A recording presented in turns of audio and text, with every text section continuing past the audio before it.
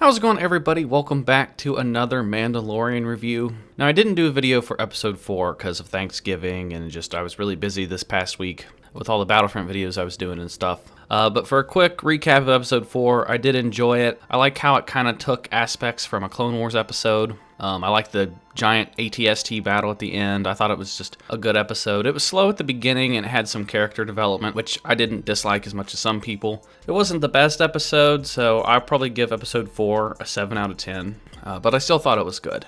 So going into episode 5, this one had quite a few callbacks. This one took place on Tatooine, which I thought was pretty interesting. The very beginning of the episode takes place with a space battle. All these bounty hunters are still trying to track down the Mandalorian. They want to get the child back, or Baby Yoda, and they just want to turn in the new bounty that's set on the Mandalorian. Well, a space battle happens. His ship gets pretty beat up, so he has to land on Tatooine. How convenient, he has to land at Mos Eisley, and it's the same exact place that we're well aware of. Like, we know what Tatooine is, we know what Mos Eisley is. So to me, this episode felt like it was just a bunch of fan service. Like, this episode could have taken place on any planet, honestly. It's not like Tatooine was crucial to the plot of this episode, but he lands his ship, he talks to this lady, which I think that character she felt a little out of place to me.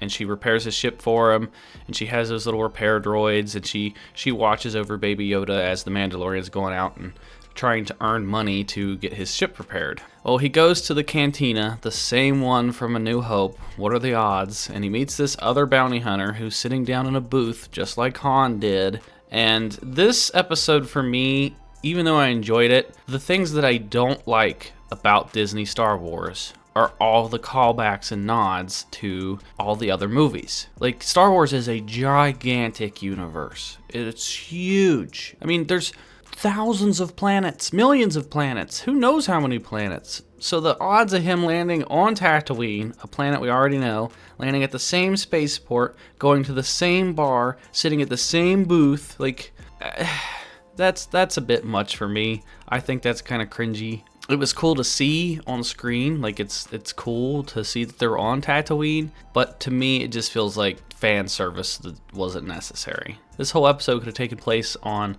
like a city planet or a jungle planet or whatever. So he gets a bounty from this other new up-and-coming bounty hunter. He wants to get into the guild, and he helps this guy out to go capture this other lady so that they can make money to repair a ship. Well, they go travel on speeders, they go across the Dune Sea, and they run into Tusken Raiders. I thought that was a little funny moment, how they have interactions with the Tusken Raiders. They get passage to go through their lands, and then they meet up with their target. So I thought this whole scene was cool, of how like they go about taking out this target.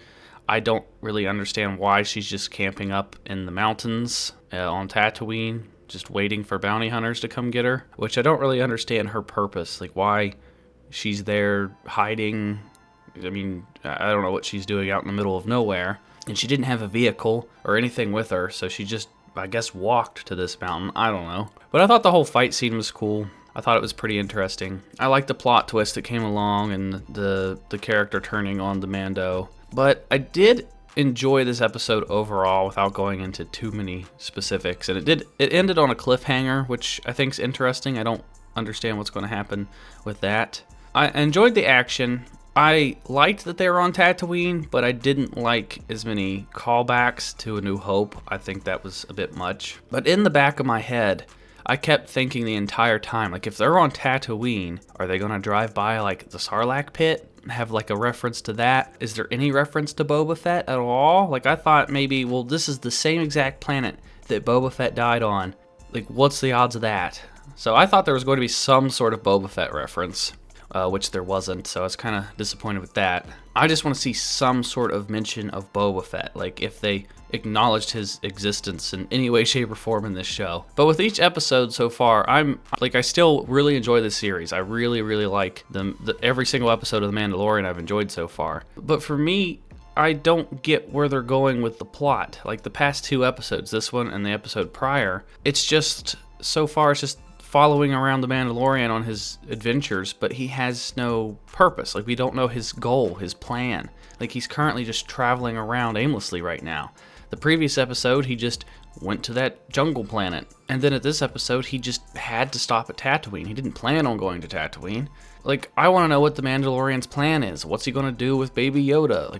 Like, where's the plot going to go? This is 2 episodes in a row now, out of 5, where he's just made unexpected stops, and it kind of feels like filler episodes. So I did enjoy it. I just want to see them progress the plot a little bit more. Like, so far, all the characters that he's met that we've seen in like the advertisements have all been like 1 or 2 episodes where we see that character and then we never see them again. Like, which I kind of like. I don't like how there's multiple ongoing characters that he meets, and he like loads up his ship and carries all these people with him. Like, he kind of meets people and makes friends along the way, and then he just goes off on his own. Like, we might see these characters like later on, maybe, who knows, but he just keeps traveling from place to place and don't really know what he's doing. Like, does he have an idea of where he's going to take this baby? Plus, I mean, if everybody's after him, like in the last episode, he was going to leave the child at that jungle planet. If he didn't know that they were tracking the baby, he would have left it there and then went off and done his own thing. But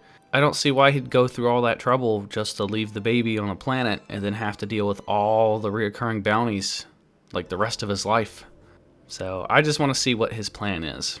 And then whatever that cliffhanger was at the end of the episodes. I think the next episode should be pretty interesting. But those are my thoughts. Overall, I'll probably give this episode a 7 out of 10 as well. Thought it was okay, but I didn't like the cheesy, in-your-face, like, hey, this is Tatooine. You've seen this before, this before, this before. But I did like the action. I like the Tusken Raider bit and stuff. And yeah, I'm excited for next week. But let me know what you guys think down in the comments down below. Give this video a thumbs up if you enjoyed it. Check out another video. Hit that subscribe button if you haven't already. And I'll talk to you guys next time.